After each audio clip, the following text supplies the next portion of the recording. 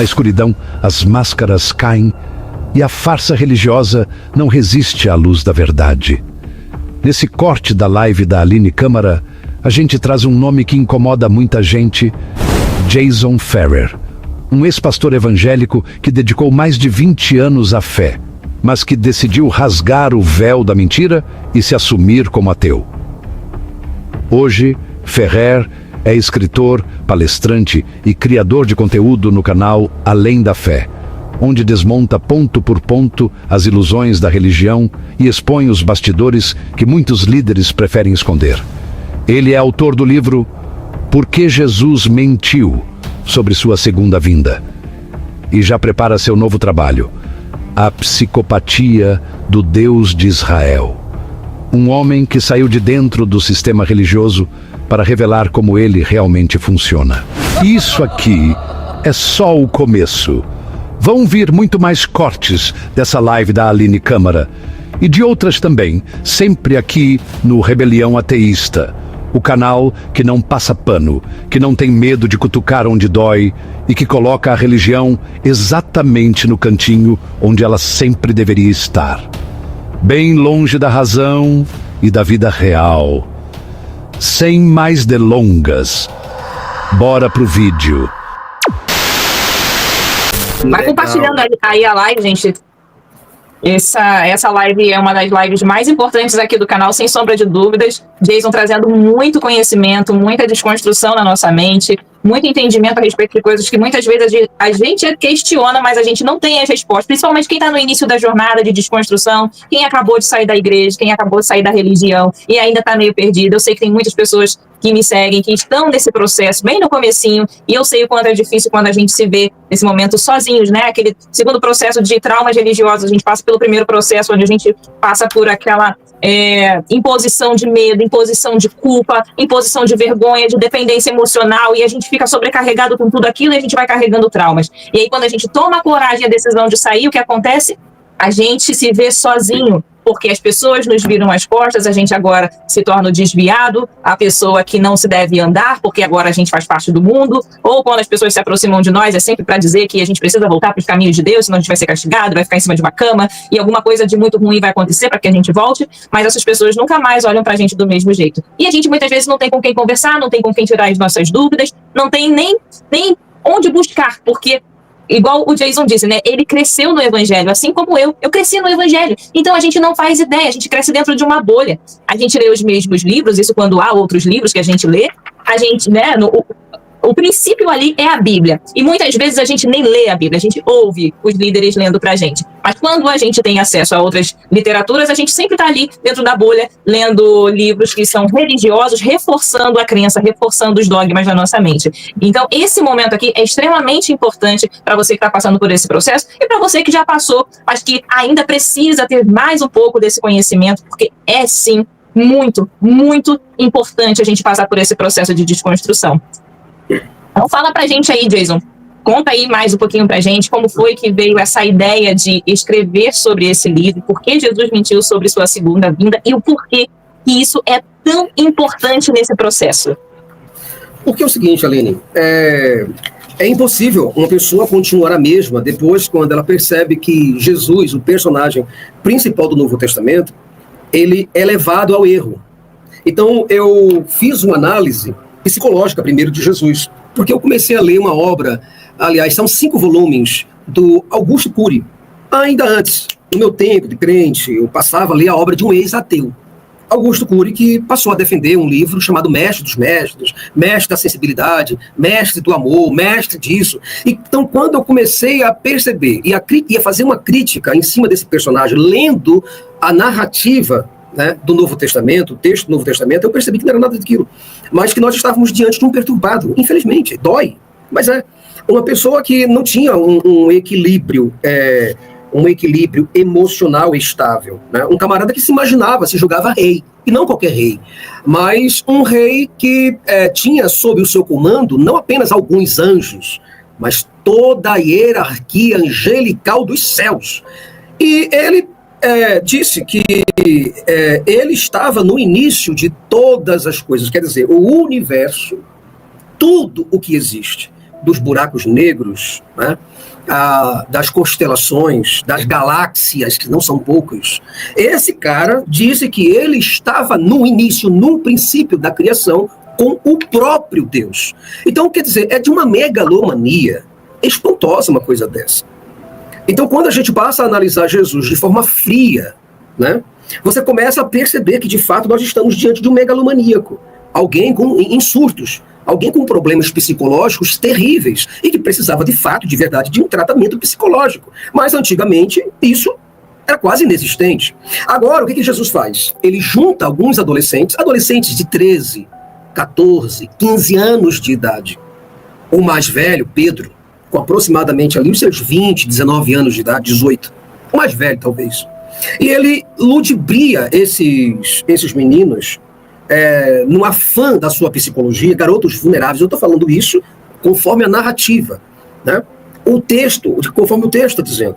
Então esse camarada ele começa então a trazer uma esperança para aqueles vulneráveis, pescadores, analfabetos, pessoas que aspiravam ao retorno do Israel, do brio de Israel, né?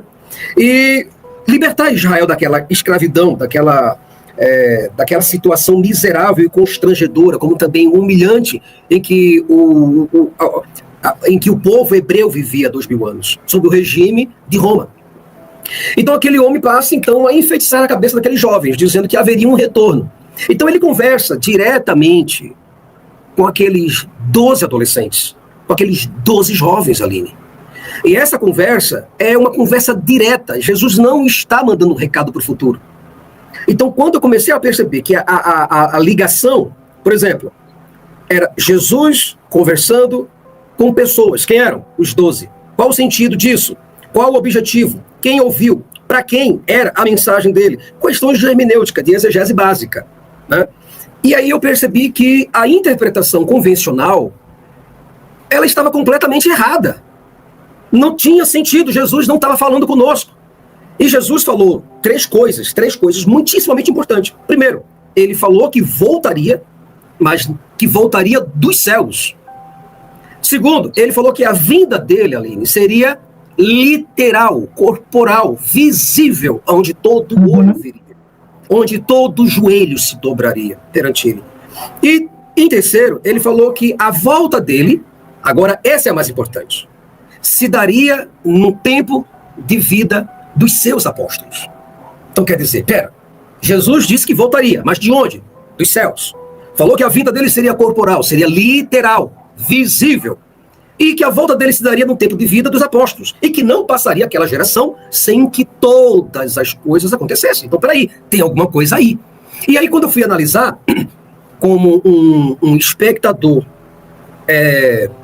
da história, no caso, o desenrolar dessa história se deu e nada aconteceu, aí eu percebi que Jesus mentiu.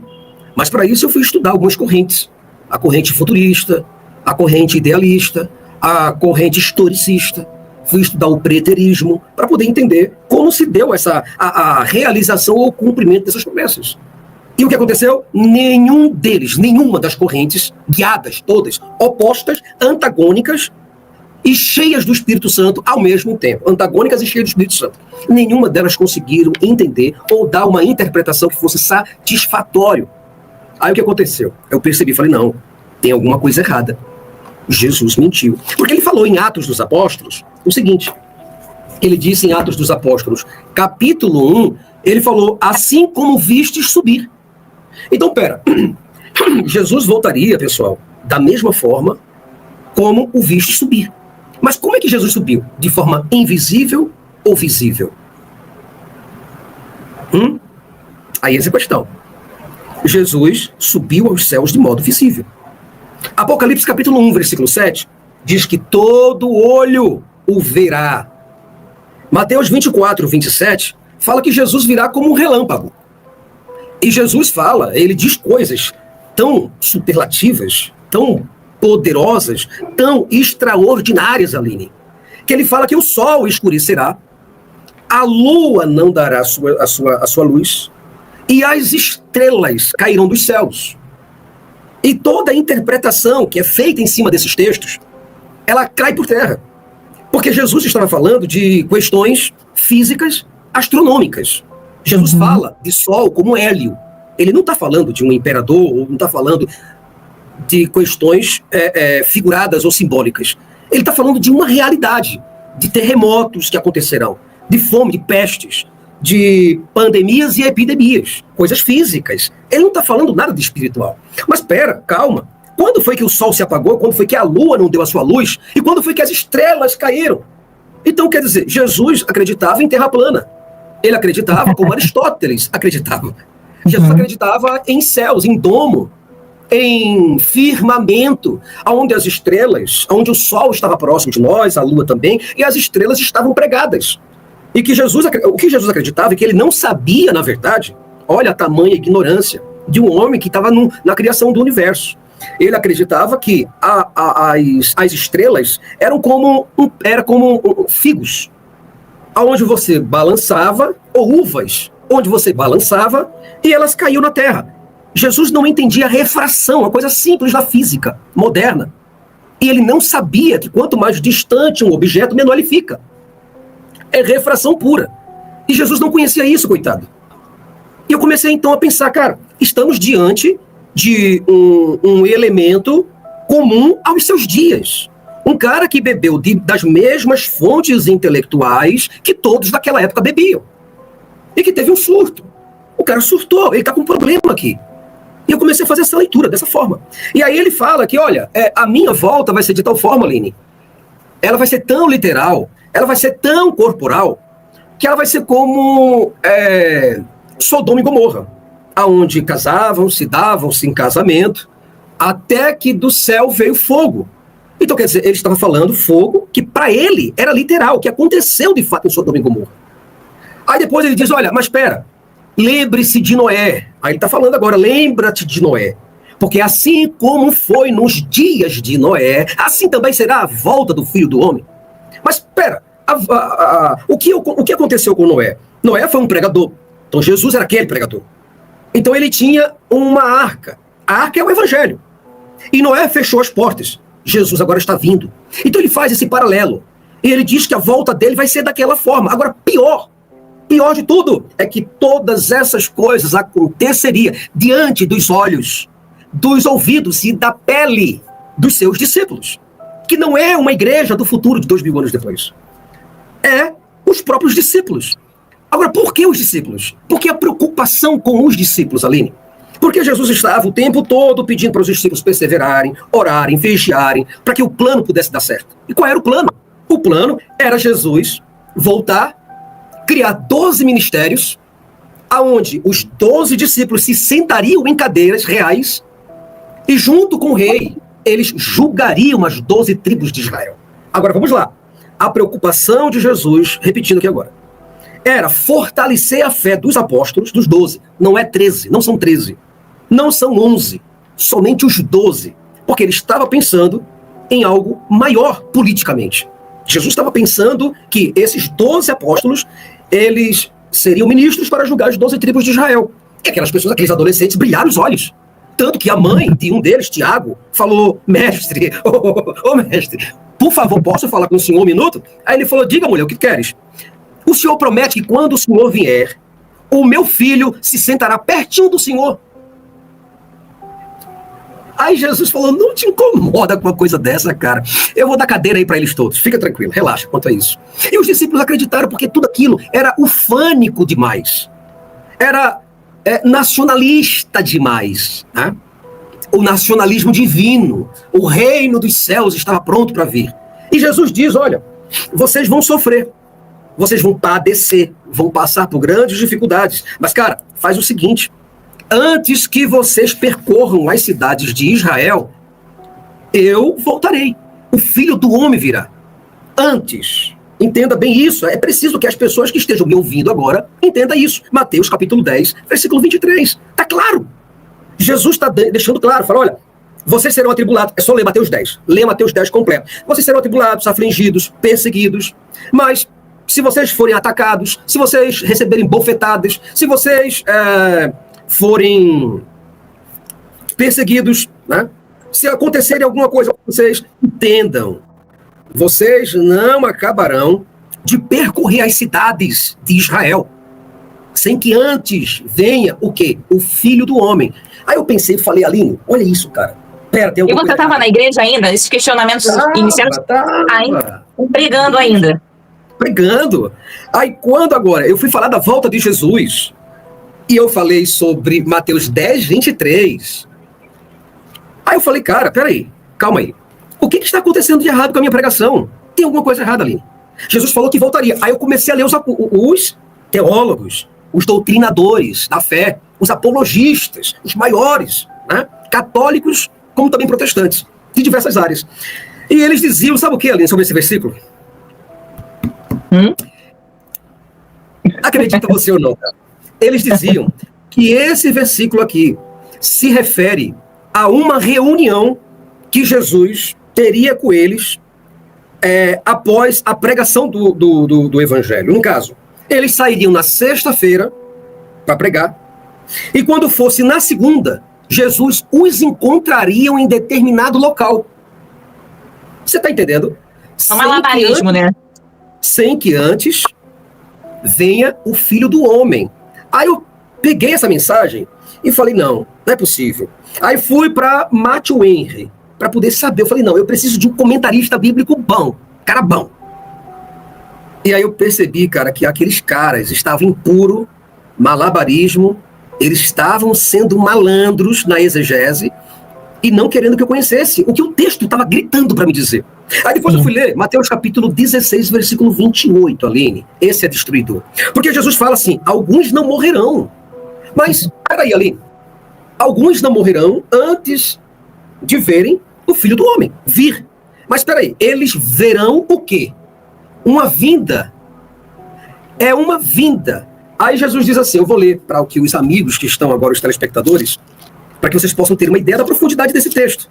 Aí diz assim, versículo 27, diz assim, porque o Filho do Homem virá na glória de seu Pai. Mas espera aí, Aline, para ele vir, ele precisava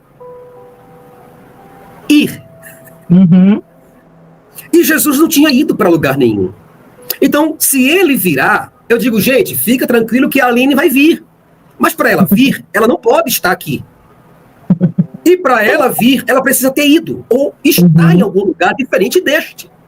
Aí diz que o Filho do Homem virá na glória de seu Pai. Agora como? Com seus anjos. Aí está o negócio. Ele tem que vir com anjos, Aline. Outra, então dará a cada um segundo as suas obras. Para dar a cada um segundo as suas obras, eu preciso ressuscitar essas pessoas.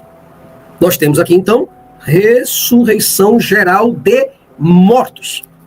Aí tem o seguinte, aí Jesus agora se volta para eles e diz assim, em verdade vos digo que há alguns dos que aqui estão, que não provarão a morte até que vejam vir o Filho do Homem no seu reino, aparelhado no seu reino, com rijos, com anjos tocando, né?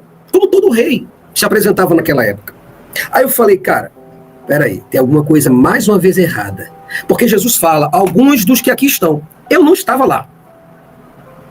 Todas as pessoas que aqui estão na live agora, 380 pessoas na live, nenhuma dessas pessoas estavam lá. Então Jesus estava falando com quem? Com aqueles que estavam ali. E eles não morreriam, até que vissem ver o Filho do Homem vindo. E como é que Jesus vai vir? De forma literal. Não é uma figuração. Jesus, inclusive, diz assim, aquele que perseverar até o fim. Aline, vamos fazer um tete-a-tete. Para que eu possa perseverar até o fim, eu preciso estar vivo ou morto? Para você perseverar até o fim, você precisa estar vivo, olha. É lógico isso. Parece óbvio, mas para os cristãos não é. Então, se os discípulos, Jesus estava falando com os discípulos, aquele que perseverar até o fim será salvo. Eu fui ver no grego o que significava aquela palavra salvo. Eu falei, bom, não é salvação, não é sotéria. Não é. É um livramento de tribulações. Opa! É um salvamento de tribulações perante a vigilância constante dessas pessoas. Que eles deveriam ser simples como a pomba e prudentes como a serpente. Aí Jesus chega para eles e diz o seguinte, Aline, olha o que Jesus diz, Mateus capítulo 24. Jesus volta para o mesmo assunto que ele estava falando em Mateus 10 e em Mateus 16. Aí ele diz o seguinte, ele falou, olha, Mateus capítulo 24, versículo 15, ele diz assim, quando, pois, virdes, ver. Mas, Aline, quem é que ia ver? Eu? A igreja primitiva? Não, os discípulos. Jesus estava falando diretamente com discípulos. Aí ele fala, quando, pois, virdes que a abominação da desolação, do qual falou o profeta Daniel, quem lê entenda, então os que estiverem na Judéia, fujam para os montes. Mas pera. Calma aí, Jason, presta atenção no texto, cacete. Então, os que estiverem na Judéia. Mas quando virdes a abominação da desolação, quem é esse? Senão a figura do anticristo. Mas peraí, o anticristo vai aparecer e os discípulos teriam que fugir dele. Eles teriam que perseverar até o fim. Peraí, então Jesus também disse que e este evangelho do reino será pregado em todo o mundo, em testemunho a todas as gentes, e então virá o fim. Jesus está falando que ele vai, a volta dele vai culminar exatamente no fim dos sistemas, no fim de todas as coisas. Isso é escatologia, a doutrina do fim de todas as coisas. Então Jesus está pedindo para eles perseverar até lá, falando com pessoas reais, discípulos, 12, para eles perseverarem até a sua volta. É exatamente isso. Aí Jesus, em diversas vezes, ele vem e pede, olha, quando ouvirdes falar... Então, peraí, eu pensei, cara, quem é que vai ouvir? Os discípulos, Jason. Ora, os discípulos. E orai para que a vossa fuga, versículo 20 do capítulo 24 de Mateus, e orai para que a vossa fuga não aconteça no inverno, nem no sábado. Eu falei, não tem como estar falando comigo aqui. Não é comigo. Não é com o meu pastor. Então é com quem? É com os discípulos, Jason. Acorda, cara, pro texto. Aí ele fala, porque haverá, então, grande aflição, como nunca houve. Olha isso, agora aqui é que é profundo. Porque haverá, então, grande aflição, como nunca houve desde o princípio do mundo até agora. Também jamais haverá. Mas, calma. Jesus está dizendo que a destruição de Jerusalém, assim como todas as coisas que vão romper os céus, que o reino dos céus, o reino de Deus, vai vir com Jesus, com gritos espantosos, onde todo olho vai ver, aonde as estrelas vão cair, pessoas vão ressuscitar, né? E depois da ressurreição de todas aquelas pessoas, ainda no século I, diante dos olhos dos discípulos, os discípulos viriam, Mateus, João, Bartolomeu, Judas, viriam os mortos ressuscitarem. E então, eles olhariam, Jesus está falando com eles, que eles olharão para os céus e verão Jesus Cristo vindo. Aí ele diz aqui, olha isso, versículo 33 do capítulo 24 de Mateus. Igualmente, quando virdes todas essas coisas, sabei que ele está próximo às portas. Mas para quem que ele fala isso? Para os discípulos, Jason. E é isso, minha gente. Se você ficou até aqui, meu muito obrigado de coração. Valeu por acompanhar esse corte, por dar voz a debates que incomodam o sistema religioso e mostram a verdade nua e crua. Se inscreve no canal Rebelião Ateísta, deixa o like, comenta aí embaixo o que você achou e compartilha esse vídeo com seus amigos e familiares. E se puder, dar aquela força e vira membro do canal. Porque é assim que a gente continua produzindo mais conteúdo, trazendo mais cortes, mais entrevistas e mais verdades para bater de frente com a mentira. Aqui é resistência, aqui é rebelião contra a fé cega. Esse é só mais um capítulo de uma luta muito maior. E lembra, a religião treme quando a verdade aparece. Tamo junto, até a próxima. E a rebelião continua.